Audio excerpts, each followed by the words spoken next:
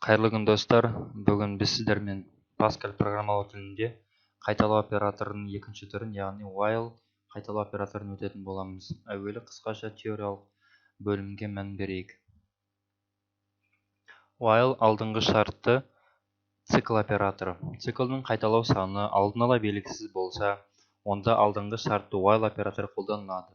Бұл оператордың синтакс диаграммасы және блок схемасы мынандай. Әуелі while резервтелген сөзді кетеді, логикалық өрнек кетеді, яғни ақиқат және жалған логикалық өрнек деген. Do сөзінен кейін оператор орындалады. Егер оператор бір немесе екі немесе одан көп қатардан тұратын болса, онда begin енді жақшасы қойылады. While схемасы былай: while шарт кетеді, do сөзінен кейін begin енді оператор жақшасы қойылады. Одан кейін ішіне белгілі операторға орындалады. Бұл жердегі while әзірше резервтеген сөзі шарт логикалық типті өрнек. Цикл қалай қайталанады? Бірінші шарт тексеріледі. Шарт true болатын болса, цикл денесі қайта орындалады. Шарт ақиқат болған жағдайда while операторы орындала береді. Шарт циклдан шығады тек қана false болған жағдайда. Қазір оған бір-екі мысалдар келтіретін боламыз. While оператордың орындалу тәртібі қандай? Цикл қайталанар алдында логикалық өрнектің мәні тексеріледі. Егер true болса, онда цикл қайталанып орындалып отырады. Керісінше false болса, циклдің орындалуы аяқталады. Егер ең басында өрнектің мәні false болса, онда цикл бір ретте орындалмайды. Келесі қайталау операторы repeat. Осы repeat операторының while операторының негізгі ұқсастығы мен айырмашылығы: егер есептің басында ең басында өрнектің мәні false болса, repeat операторында бір рет орындалады, ал while операторында бір ретте орындалмайды. Ал енді қысқаша есептерге мән берейік. Мына жердегі сәл қиындау есептерден бұрын оңайынан бастайық. Қарапайым есептерге мән беруге болады. Ең бірінші қарапайым 1-ден 30-ға дейінгі сандарды экранға шығарайық. Use CRT айнымалы A integer, begin. Енді while, одан кейін шарт кетеді. Шартты жақша қалуға да болады, немесе жай күйінде жазуға болады. Біздің жағдайда жақша қалып жаза салайық. A кіші немесе тең болғанға дейін 30-ға дейін қайталай бер. Do begin and үтірнікте readln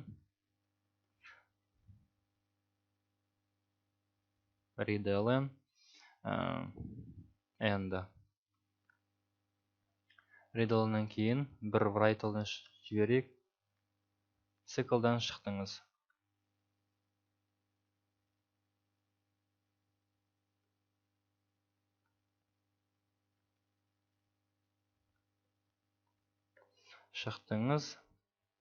Циклдан шыққаннан кейін орындалады. Қазір тексеріп көретін болсақ, экранға A-ның өзін шығаратын болсақ, write'лн A. Ең басында A белгілі бір санға тең болу керек. Біз A-ны тең деп алайық 0-ге. Қазір бір циклды жіберетін болсақ, цикл тоқтаусыз орындалады. Shift F9. 0-дер тоқтаусыз орындалып жатыр. Ол цикл қалай орындалып жатыр? Бірінші A тексеріледі. True болса, шарт орындала береді. A 30-дан кіші. Дұрыс, 30-дан кіші, экранға 0 шығады. Цикл екінші рет қайталанады. 0-ден кіші A 0-ге тең. 0 30-дан кіші. Цикл қайталана береді. Мына жерде циклды тоқтата алмаймыз. Циклды тоқтату үшін increment, яғни A-ны бір санға артып отырайық. Inc A. Shift F9. Ең басында 0 тексеріледі, 1 тексеріледі, ақиқат болып келеді, 30-ға келген кезде ақиқат болады да, A 29 экранға шығады, одан кейін 30-ға артады, 31 рет тексеріледі, 30 кіші емес, бірақ тең. Экранға 30 шығады да 31 болады. 31 салыстырады, 31 кіші емес, яғни false. False болғаннан кейін цикл денеден шығып кетеді. Дәл осыны кемел түрде жазуға болады. Енді таңбаны өзгертеміз де 0-ге қоямыз. A-ны ең басында 30-ға қоямыз да инкрементті азайтамыз декрементке. Дек. Shift F9. Міне енді керісінше сандар шықты. Енді дәл осында инкремент үтір 2-ге дейтін болсақ, тек жұп сандар шығуы мүмкін. Жұп сандар. Ал тақ сандар шығару керек болатын болса, ең алғашында 31 деймізді.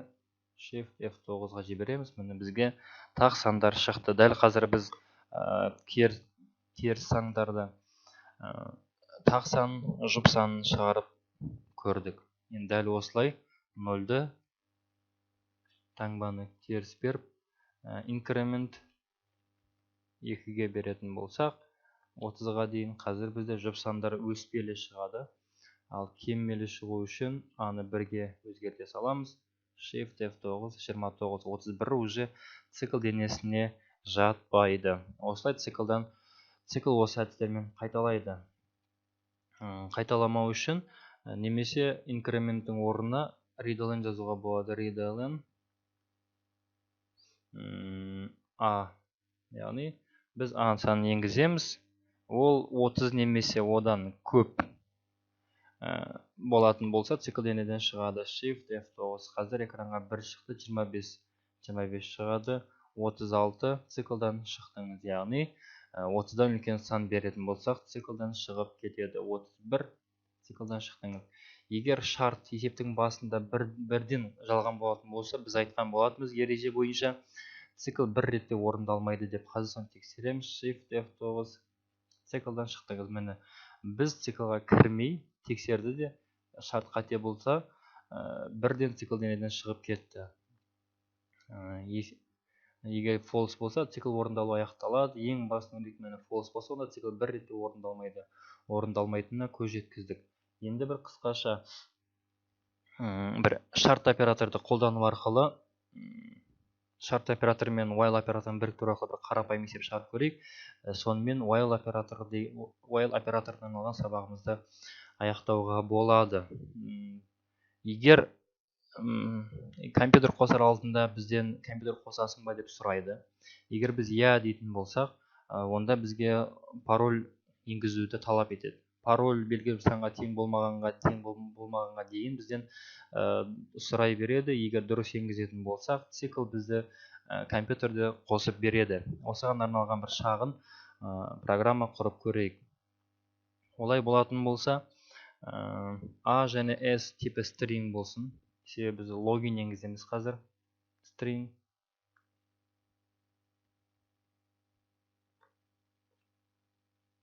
WriteLn.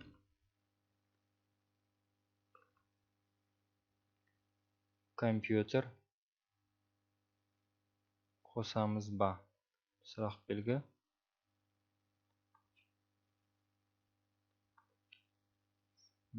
Жақшаның ішіне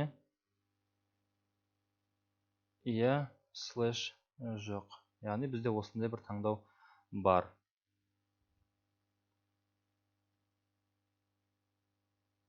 readLn мен енгіземін аны.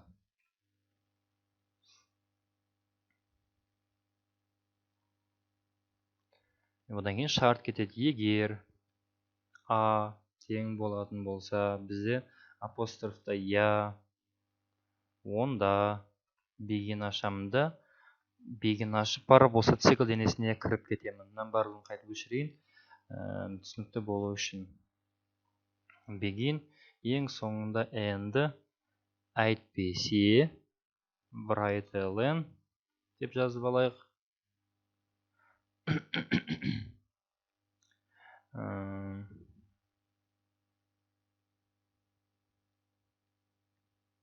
Комп қосылмады. Немесе қазір оны өзгерте жатармыз. Одан кейін readLn, одан кейін end'і кетеді. Басталып алғаннан кейін енді шарт оператор береміз. Әзірше while s бірден бізге шарттан кейін WriteLn логин енгіз деп ескертіп алайық. write'пен берейік. Одан кейін енгіземін s-ті. readln s. Енді осымен while операторына кіруге болады. Қайталаймыз, әзірше s тең болмағанға дейін admin while do болғанда begin ашылады. And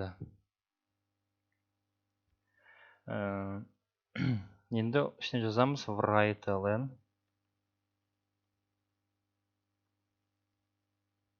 login қате тұр. Қайта енгіз. Деймізде write бере салайық. Writeln енді readln енгіземін s-ті. S-ті енгіз болғаннан кейін дұрыс болатын болса, компьютер қосылды. writeln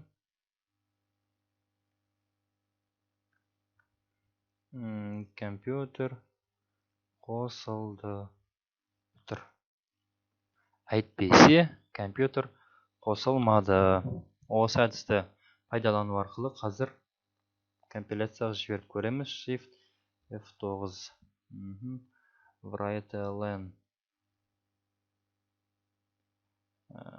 апострофтан қате кетті дейді. Компьютер қосылмады. Shift F9. Компьютер қосамыз ба? Я және жоқ дейтін вариант бар. Бірден жоқты жазайын. Компьютер қосылмады. Дұрыс. Енді яны жазып, яны жазғанда я шарт опералы тең болатын болса, онда мен циклдің денесіне кіремін. Әйтпесе кіре алмаймын. Я. Логин енгіз. Асыды. Логин қате. Қайта енгіз. Логин қате. Қайта енгіз. Енді осы циклдан шыға алмаймын. Шығамын тек қана admin. Компьютер қосылды. Цикл денеден аяқтады. UseCRT-дің тағы бір қасиеті clear screen дейтін бөлім бар. clear тазалау, SKR screen экранды тазалау. Shift F9. Компьютер қосамыз ба? Я. Компьютер қосылмады. Әрине бұл жерде я дейтменде бас әріппен жазылды. Капслак басылып кетті. Shift F9. Я. Логин енгіз. Бақ. Логин қате, қайта енгіз. Енді бізде цикл бірден тазаланып кетті. Логин қате, admin. Компьютер қосылды. Ура. Енді осы жерде есепті қиындатуға болады. While операторына тағы бір оператор қосуға болады. And or not reserved деген сөздерін қолдану арқылы логинді және парольді енгізуге болады. Немесе белгілі бір шанс беру арқылы. Ол деген сөз бір үш мүмкіндік беру арқылы біздің пароль теруді сұрайды. Егер үш мүмкіндіктің біреуінде қате кеткен болсақ, онда компьютер қосылмайды. Ол деген сөз қысқаша бағытын көрсетеміз, бірақ соңына дейін шығармаймыз. Integer begin ең алғашында x тең болсын бір 3-ке. Демек бізде үш мүмкіндік бар. Циклдің денесінде begin сөзінен кейін x тең болады decrement, x қысқарады. Әрбір циклда decrement x логин қате, апостроф сізде үтір. Апостроф өсін бітеміз. Үтір x үтір. Мүмкіндік бар үтір. Қайта енгіз. Shift F9. Енгіземіз, қосамыз ба? Я. Логин енгіз. Логин қате, сізде екі мүмкіндік бар. Қайта енгіз. Тағы енгізем, сізде бір мүмкіндік бар. Қайта енгізем, сізде 0 мүмкіндік бар. Әрине бұл осылай кете береді, бірақ белгілі бір шартпен тоқтату керек.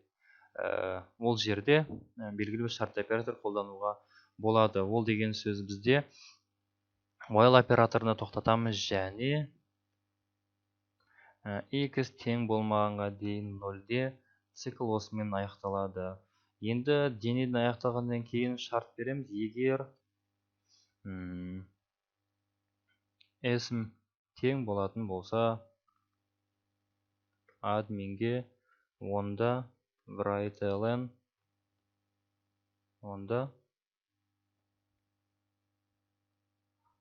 компьютер қосылады, and else компьютер қосылмайды. Тексеріп көреміз. Shift F9. Иә. 1, 0. Тағы бір мүмкіндік береміз. Программа аяқталды. Енді осы жерде begin-end'лерден қате кетуі мүмкін. Негізгі шарт осыған ұқсас келеді. Біз қазір сіздермен шарт операторды while операторына біріктіру арқылы қарапайым мысал қарастырдық. Болашақта while операторына деген көп сұраныс болады. Себебі белгілі бір операторды соңына дейін қайталау керек болатын болса, осы while операторы қолданылады. Енді бір нақты бір мысал ретінде сандарды шығарып көрейік. Use CRT белгілі бір енгізген сандардың максимум минимум табатын программа құрып көрейік. Айнымалы менде var a және max, яғни үлкен integer. Бастаймын. Ең басында max'ым тең болады a-ға деп алайын. Қазір оны неге түсіндіреміз. Max тең.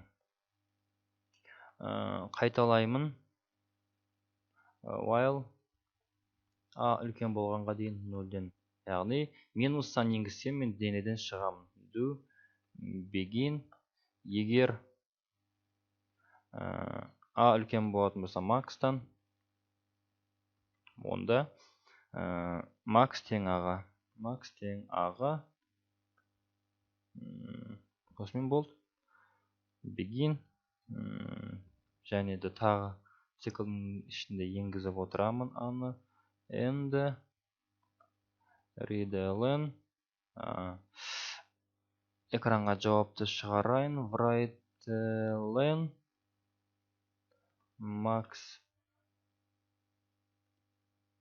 max тең өтір max-ға. readln and осымен аяқталуы керек. Қазір тексеріп көреміз. Shift F9 max тең 0-ға. Max тең ең басында a-ға. Қайталаймыз. A үлкен болатын болса, max-тан онда max тең a-ға енгіземіз. Ең басында max тең a-ға болады. Белгілі бір санға тең деп алайық. Мысалға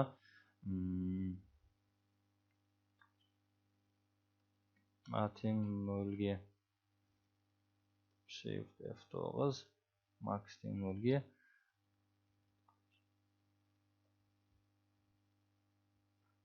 5, 6, 7, 8, 9, 10. Циклдан шығу үшін минустан берем. Max тең 10-ға. Немесе мына жерде бірден сандар енгізіп кетейік. Бірден readln a. Бірден сан берем. Егер саным минустан болмаса, онда циклға кіреміз. Мысалға 6, 96 болып циклдің ішіндеміз уже. Циклдан шығу үшін минус таңба берем. Максимум 96. Кез келген сандардың максимум табатын программа. Ал минимум болатын болса, онда ойландыратын нәрсе емес. Ол минимум болады. Минимум да таңба теріс қарау үлкен болып тұра береді. Мына жердегі шарттағы таңба өзгереді. Кіші болатын болса минимумға, онда минимум тең a-ға, минимум тең минимумға. Shift F9. 6, 5, 25, 3, минус 1. Минимум тең 3-ге. Осымен біз бүгінгі сабақта while қайталау операторымен таныстық қысқаша. Болашақта while операторы қолдануымыз мүмкін. Себебі қайталау операторы келген жердің барлығында while, repeat немесе for операторының үшеуінің біреуі қолданады. Келесі сабақта біз сіздермен дәл осы аталған есептерді repeat, until қайталау операторы арқылы қарастыратын боламыз. Сол жерде тағы да while операторының ұқсастығы мен айырмасын жаңа айтқан болатынбыз. Тағы да есептің барысында қайталайтын боламыз.